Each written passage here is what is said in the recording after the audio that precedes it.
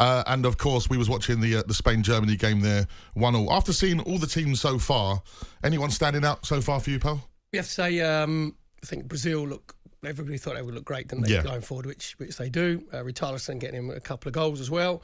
I actually think this World Cup has been better at the start than I thought it was going to be because of all the shocks. That's what it gets your interest and it makes the group even more competitive. I've enjoyed it so far.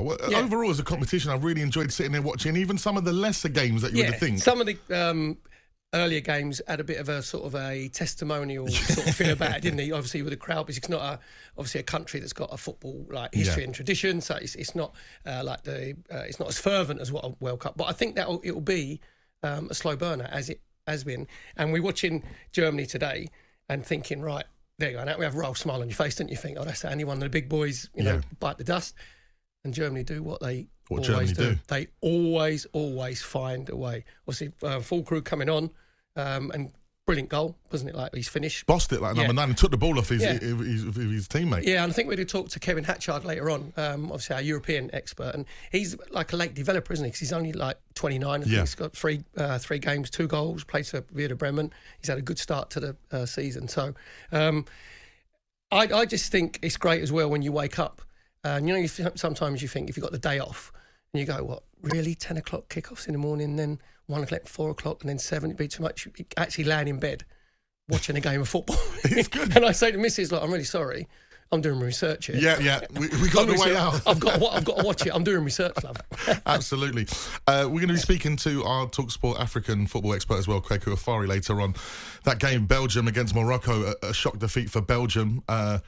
It all seems to be falling apart for their golden generation. You know what? They've actually turned into Holland, haven't they? Because like the Dutch, Netherlands, normally sort of self-implode, didn't they? They have like a few little rows. You've had Eden Hazard come out and say that we're not the sort of the team that we were 4 years ago, and Kevin De Bruyne saying, well, we're like a little bit old. So then Alderweireld thinks he's having a pop at us with him and Vertonghen. So to air that before the game, I didn't think it augured very well. And to see Belgium play, and they looked very leggy. They looked very disinterested. Morocco just had far more exuberance about them, didn't they? They had far more passion about them. And I know if Belgium, when they can still obviously go through, but I can't see it. I can't see, even if they get out of the group, I can't see them then being a threat. You don't all of a sudden turn all that sort of angst and animosity within the camp. And Vertonghen sniped back as well, saying about, I suppose our forwards are old as well. Yeah, so it's very unlike, we said, didn't we, before we come on air, it's very unlike Kevin De Bruyne to actually come out. Normally, he's quiet as a piece of bread, and you don't hear him saying... because he normally wins. Yeah, he normally wins. Maybe he's got a bit of yump, maybe he's feeling a bit of pressure because he's the main man, who knows, but you just think... It didn't augur well at all when you hear them sniping about each other. And if I was a player in that squad and I heard one of my top players actually say, we're not as good as what we were 4 years ago, you'd think, really, thanks for that. Absolutely. And what does Roberto Martinez think?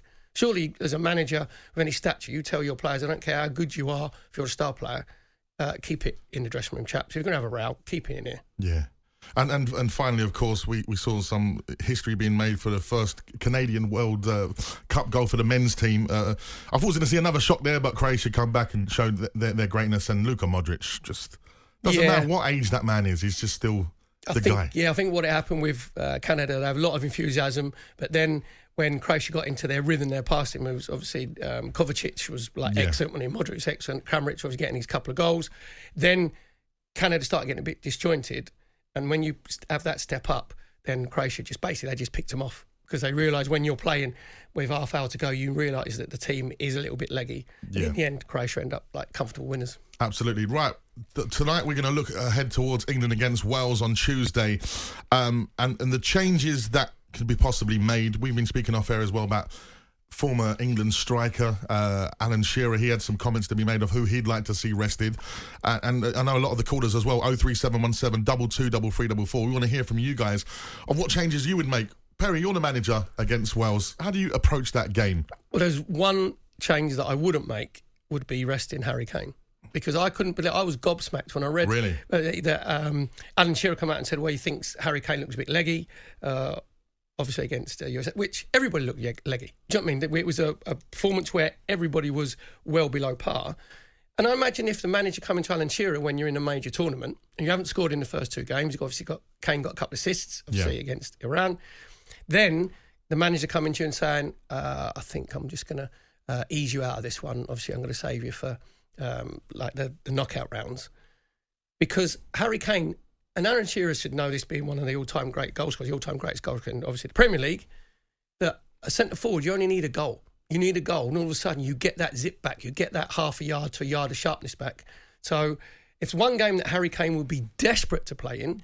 You've got a Wales team that's in a bit of disarray at the moment. Obviously, the disappointment of only having 1 point, and it looks like they're going out. They're a bit disjointed. There should be chances if Gareth Southgate makes the right changes, which we're going to talk about in a minute. So even if you're playing for an hour, and what you hope is he nicks a goal, you know what I mean? Then obviously he gets that sharpness and sort of that vibrancy back, and then he's off and running because he doesn't want to get into the knockout stage and not have scored a goal. Do you know what I mean? I'm not saying you indulge him, but I'll be amazed if Gareth Southgate leaves him out.